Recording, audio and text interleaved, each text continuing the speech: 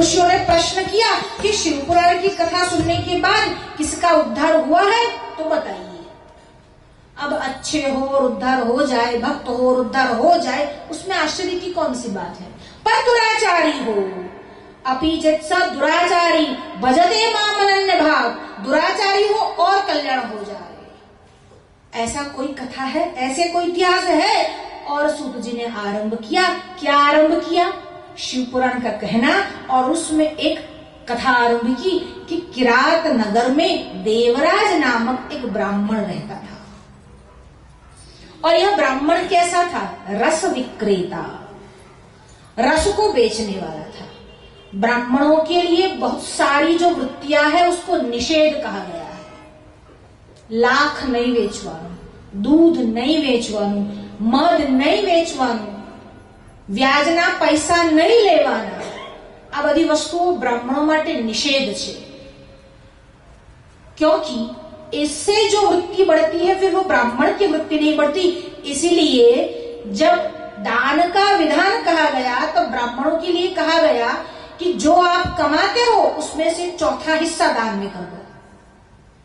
राजाओं के लिए, क्षत्रियों के लिए कहा गया जो कमाते हो बल से, बुद्धि से, उसका छठा हिस्सा दान में दे दो। किसानों के लिए कहा गया जो खेती में पकाते हो उसका 10वां हिस्सा दान में दे दो। शास्त्रकारों ने बस ब्राह्मणों को ही प्रशंसा की है, बस ब्राह्मणों के ना ना ना चौथा हिस्सा बोला, 1/4 देने को बोला। ब्राह्मणों के लिए ये सारी बातें निषेध बता दी। ब्राह्मणों के लिए इतना ही कर्म करना है, नहीं तो च्युत। ब्राह्मण अधम होता है, हो सकता है, पर ब्राह्मण को अधम कहने वाले अधम योनि में जाएंगे, यह निश्चित है। और यहां पर कलयुग के सारी बातें बताई। शिव पुराण की कथा में देवराज की कथा आई और कहा ये देवराज कैसा था? किरात नगर में रहता था, रस विक्रेता था। कौन से ऐसे दुर्गुण थे जो देवराज में नहीं थे? सभी दुर्गुणों का मानव भंडार था। और धीरे धीरे उसकी दुर्वृत्तियां बढ़ने लगी। अब बढ़ने लगी, उसने क्या किया? गणिका का सहवास किया, अपनी पत्नी से द्रोह किया, अपने माँ बाप से द्रोह किया, और इतना पाप बढ़ा कि उनकी हत्या तक कर दी। जब ऐसा कहा जाए कि हत्या कर दी, तब आप ऐसा मत समझिए कि हर बार ऐसा होगा कि चाकू लेकर किसी को मार दिया। गुरु की आज्ञा न सुनना, वो भी ऐसा ही है। माता पिता की बात न मानना, उनके सामने जवाब देना, उनकी बातों में विरोध दर्शाना, वो भी उनकी हत्या जैसा ही है। अब यहाँ पर माँ बाप की हत्या कर दी, पत्नी की भी हत्या कर दी, और ऐसा लंपट था, धीरे धीरे शरीर जो है वह जर्जरित होने लगा। भोगे रोग भयम कुले च्युति भयम वित्ते नृपालात् भयम माने दैन्य भयम। भोगे रोग भयम, जब भोग बहुत भोगते हैं तो रोग बढ़ जाता है।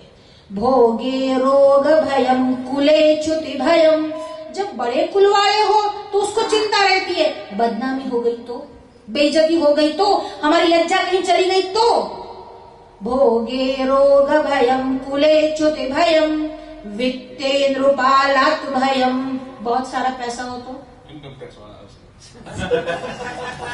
वित्ते नृपालात् भयम माने दैन्य भयम गुणे खल भयम।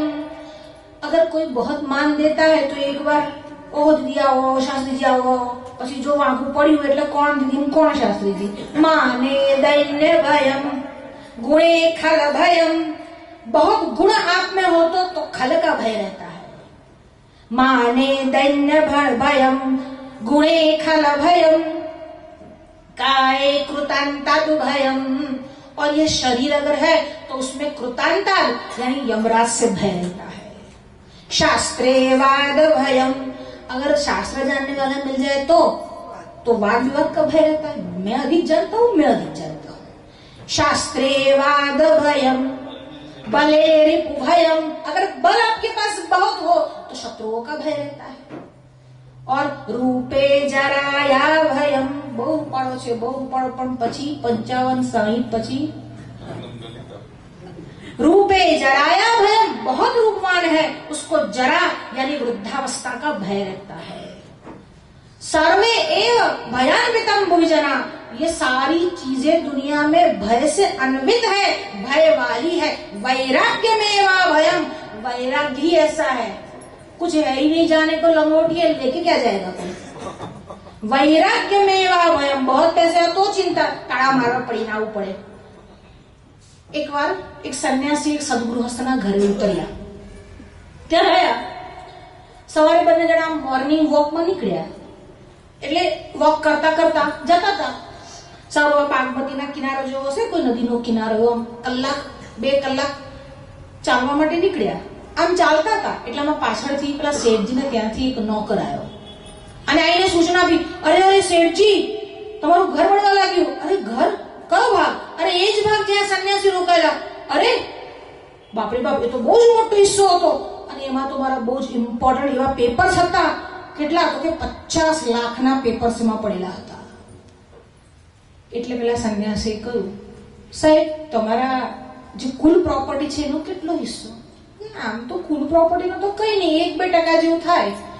તો કે 1-2%માં તમને આટલી ચિંતા, મારી 50% પ્રોપર્ટી અંદર પડી ગઈ। તારું અંદર શું હતું? તો કે 2 લંગોટિયા હતી, એક પહેરી છે, ક્યાં મૂકી છે? વૈરાગ્ય મેવા ભયમ, વૈરાગ્ય જ અભય આપનારું છે। यहां पर भी देवराज ने पूरे जीवन भर इतने सारे भोग भोगे, शरीर रोगों से ग्रस्त होने लगा।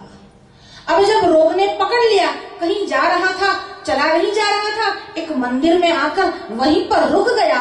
अब जब रुक गया तो योगानुयोग वहां पर शिव पुराण की कथा चल रही थी। अब शिव पुराण की कथा चल रही थी और वहां पर बैठ गया। बैठ क्या गया? जा नहीं सकता था, कोने में पड़ा हुआ था। अब जब वो महाराज कथा कर रहे थे वक्ता, और उन्होंने कथा सुनी और कथा में ऐसा आनंद आया, 1 दिन 2 दिन वहीं पर रहकर पूरे 7 दिवस तक शिव पुराण की कथा सुनी। अब शरीर इतना जर्जरित हो गया था, अब प्राण धारण करने को शक्तिमान न था।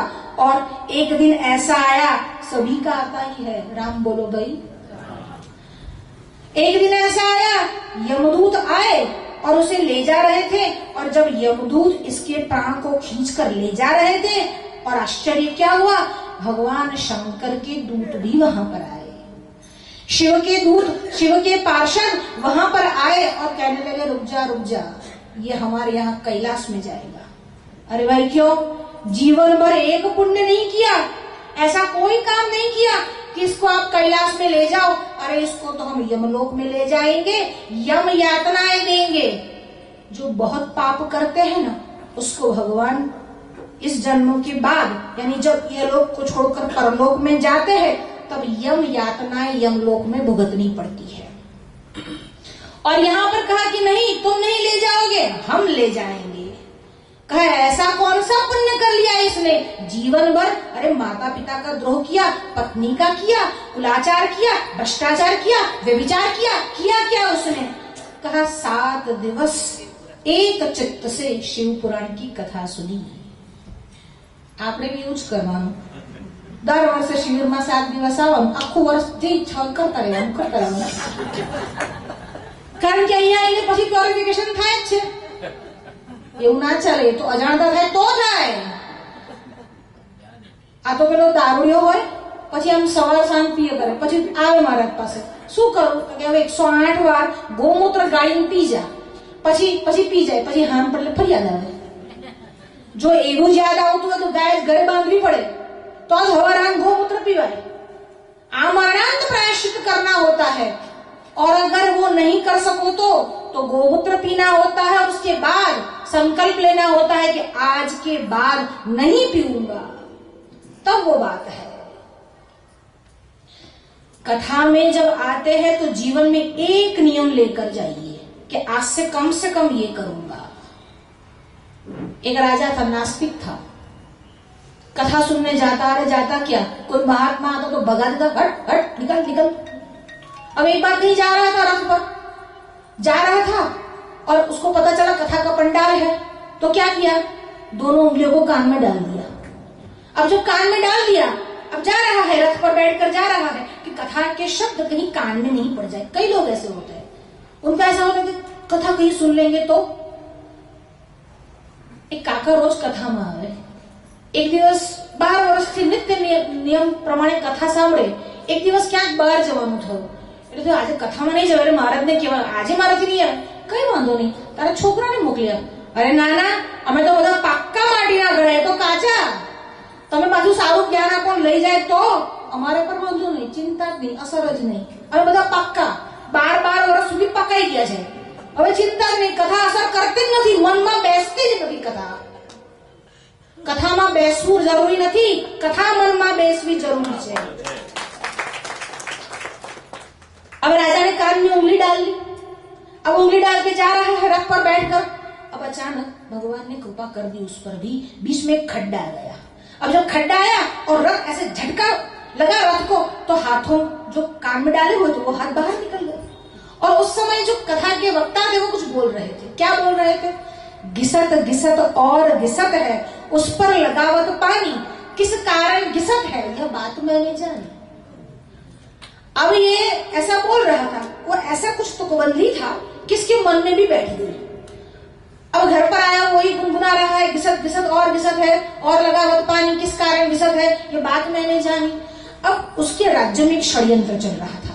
ये षड्यंत्र ऐसा चल रहा था कि मंत्री ने नाई को, हज्जाम को फोड़ लिया था और कहा कि कल जब तू हजामत बनाने जाए तो उस तरह ऐसा चलाना कि बराबर राजा की गर्दन पर लगे और राजा का काम तमाम हो जाए।